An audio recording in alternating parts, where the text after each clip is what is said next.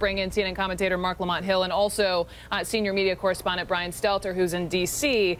And Mark, I think I went immediately once I saw this initial piece of video, and I went immediately to your Twitter page because I know you have a strong voice and you have an opinion, and I was just curious your take on it. And I would imagine your take remains now that we're seeing more and more pieces of video that it is like the criminalization of a victim. Yes, and we see this over and over and over again.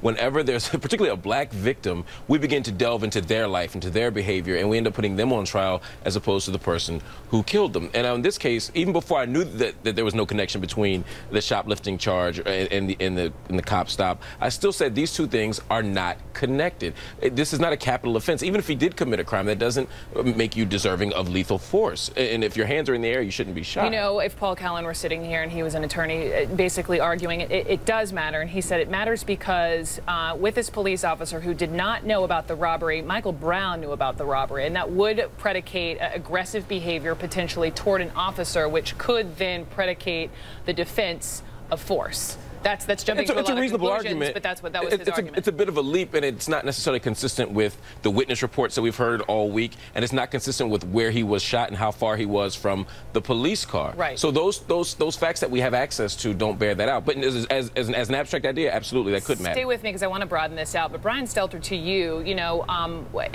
listen, when I say we, CNN, we members of the media play these videos and show these pictures, it's not like we just pop it up on the screen. There are very important people that sit in a room with the door closed, really going over and churning whether or not we should play these kinds of items. I mean, decisions are made.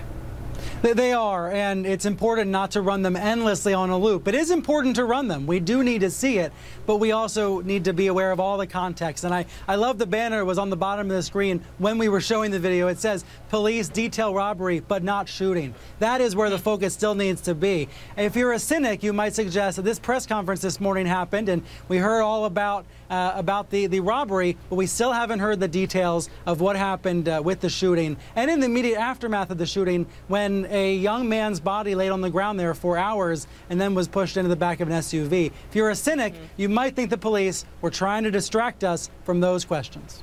Yes. And just reading your tweets, talking to a number of different people, including I talked to a woman who lost her son in an illegal chokehold from New York police 20 years ago. Yeah. And she, too, was rattling off all these different names of unarmed young black men who have been killed. And I can't necessarily apply this here because we don't know the facts, but you talk to a lot of people, and there is a pattern. And by the way, Brooke, I have to admit, I didn't know all of those names, but I know many people in the African-American community do know those names. And that is a disconnect that I think hopefully is somewhat being improved right now.